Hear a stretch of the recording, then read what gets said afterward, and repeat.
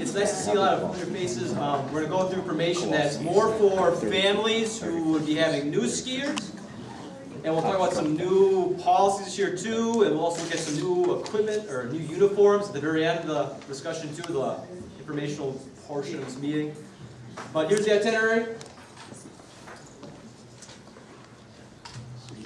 Oh yeah, real nice. And first things first, we have a new website. Eastridge and Woodbury have switched from using the iHigh website, which I think Park still uses, to using Engine. Kind of like the name of the villain from Jurassic Park. We're not using that site. There's the link right there. It goes through Eastridge right now, but currently the Woodbury administrators, the Park administrators are linking it to their website. So if you want to find it, you can use that URL, or you can wait like 2 days and it'll probably be up on each school's website for the activities. Here's a picture of it, or here's the link to it. Congratulations, Megan, you made the cover. Boy. On the website, just looking at the side, we have lots of links. The calendar, though, is the most important thing on here. If you click on the calendar, it'll bring you to this page, which shows you workouts, locations, what we're doing, when they begin, when they end, for the first 3.5 weeks of the season. After that, we're kind of banking on snow, and it changes our plans. So as the weather gives us something more to work with, we'll give you more of a plan. But for those of you that do carpooling, have a junior high athlete, use this site for pickup and drop-offs and where everything is. We do have 3 high schools that practice together, Park, Woodbury, and Eastridge. And although they compete in separate teams, they share the same coaching staff and the same practice areas, and ideally they view each other as teammates. So our Park students get along with the Woodbury students, who get along with the Eastridge students, and so on.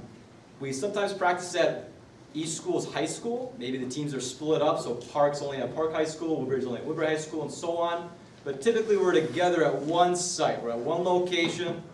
Either it's a ski trail or somebody's school where we're all working as one large power team. So this website's very helpful.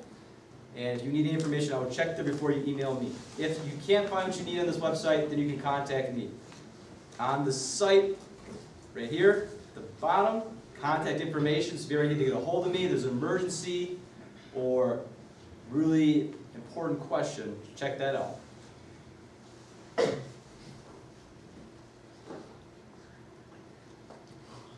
Sorry, I'm like in teacher mode right now. Any questions? 15 seconds of think time. Our coaches this year, we have some turnover. Julia Curry now works at Podium Wear, and Bill Eberts has a child in Mexico. So he's down there with his wife down there too.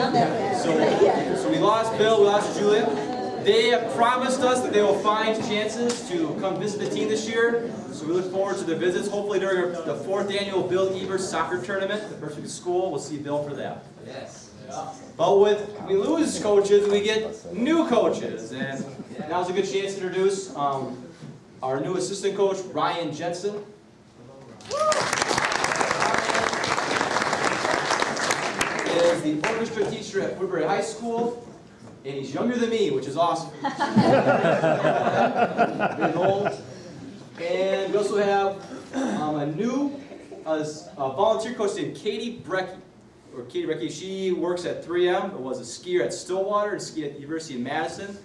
She has a busy work schedule. When she can make it, like we're practicing at Battle Creek, she'll be around to help us coach and help you guys learn and develop as skiers.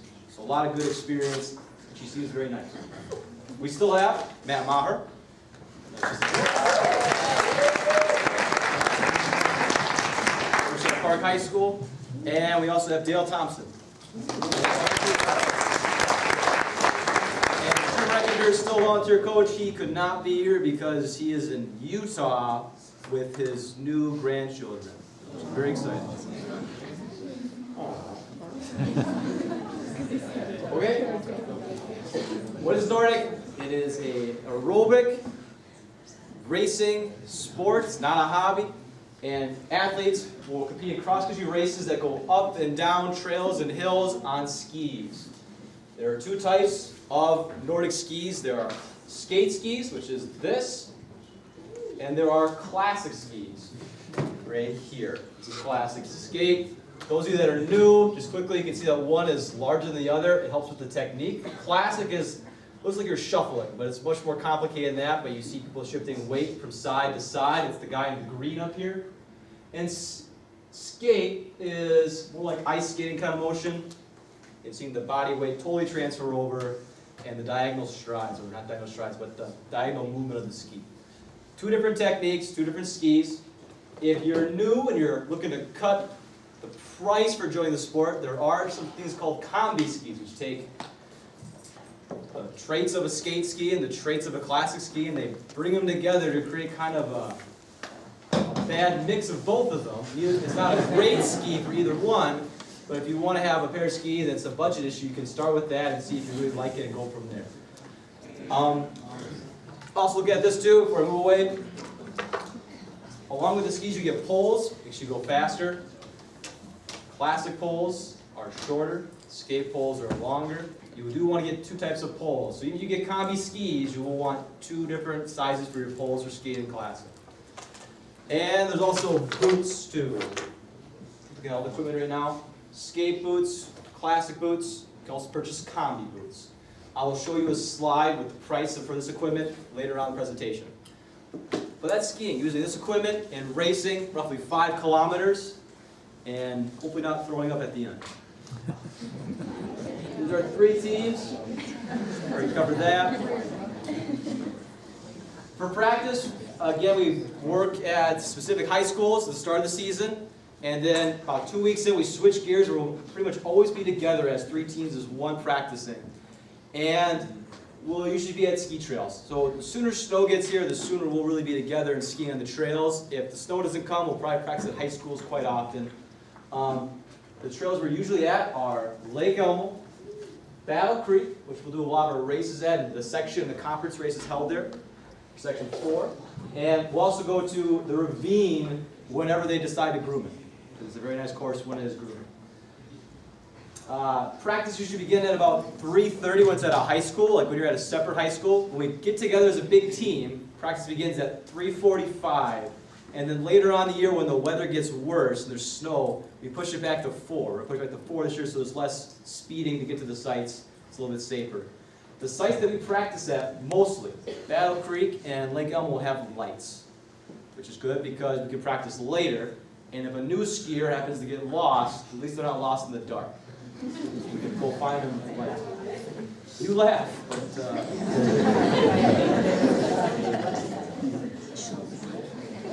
here's some highlights for the season. First practice is November 10th. That's on Monday. We have a preseason. Oh shoot! Sorry, Mike. I started going for that. We have a preseason party, which we'll talk about at the end of the information meeting. And we have several fun workouts. The first one is the first Saturday of the season. It's the birthday workout in honor of Mr. Maher. Where are you? Oh yeah, it's not yours. No way. But Jerome Detweiler's or is it Kaiser's? Yeah, Kaiser's. In honor of former coach Kaiser's birthday, we do a practice. We'll be at Afton Alps that day. We have reserved.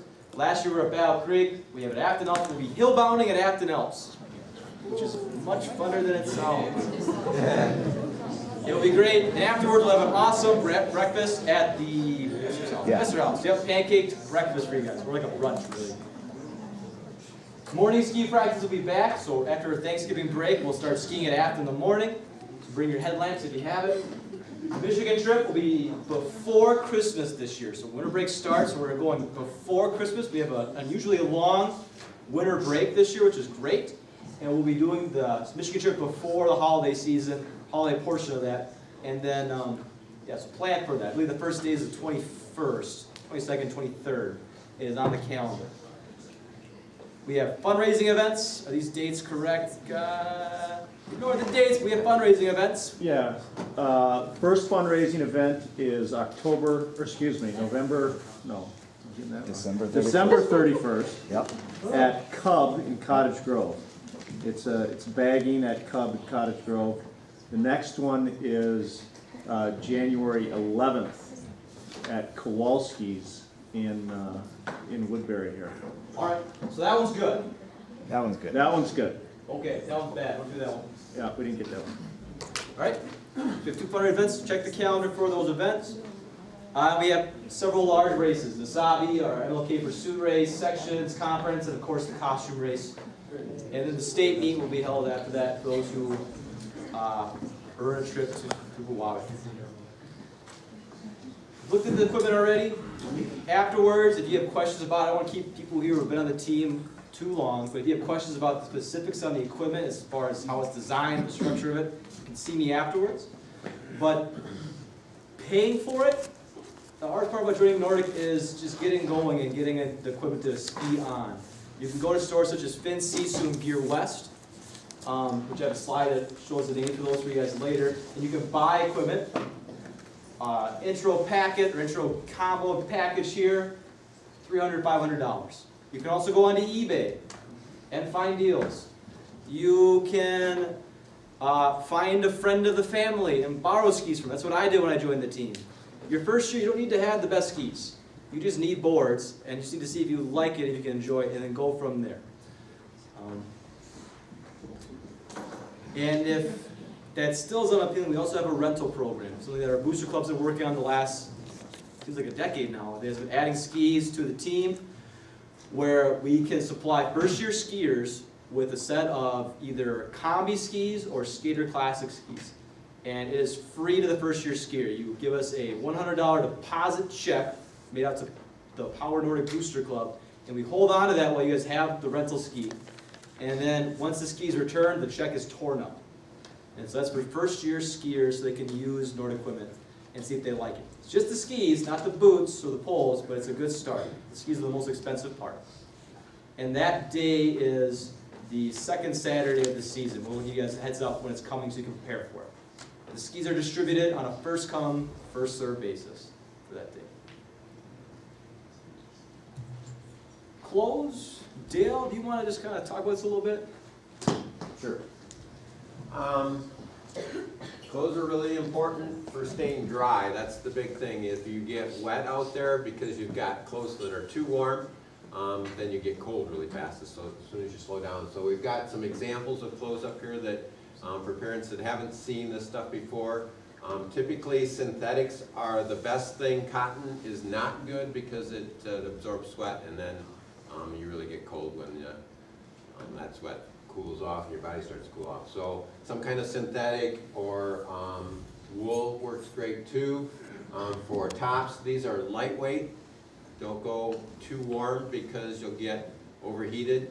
And typically this lightweight stuff will work for most conditions until we get down to 10 degrees or 0. Then you might want to put 2 on or something rather than, or a little bit heavier.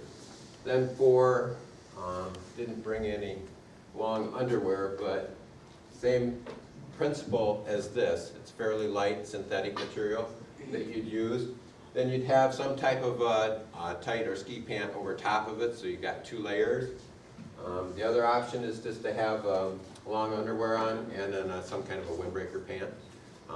Get it as form-fitting as you can so it's not flopping in the wind, because you go down the hill and you'll start to sound like an airplane and it starts to flop in the wind, but that'll work too. For a jacket, also a lightweight jacket. It's just really a single layer. Sometimes it's got a little bit of insulation in it, but not a lot, because the best thing about a jacket is if it's got some ventilation on the back that'll let some of the heat out, and then you can zip it down and let a little cool air in to cool yourself off. Other thing with tops, having a zipper in it gives you some temperature control also. Allows you to open up the shirt a little bit and get a little bit cooled down rather than having to sweat it out if you really start working hard. And then this is a typical weight for a ski suit. It's not very warm. It is not warm enough to wear as the only thing you got on. You really need a base layer under this. And then you have to be really smart about looking at the temperature before you come to a race and preparing for that. If you show up with just this thing, top and bottom, just a suit, you're going to be cold, and you might even get frostbite. So you got to be smart about it. Parents are going to have to check with kids and make sure they're being smart about bringing the right clothes for the right day, okay?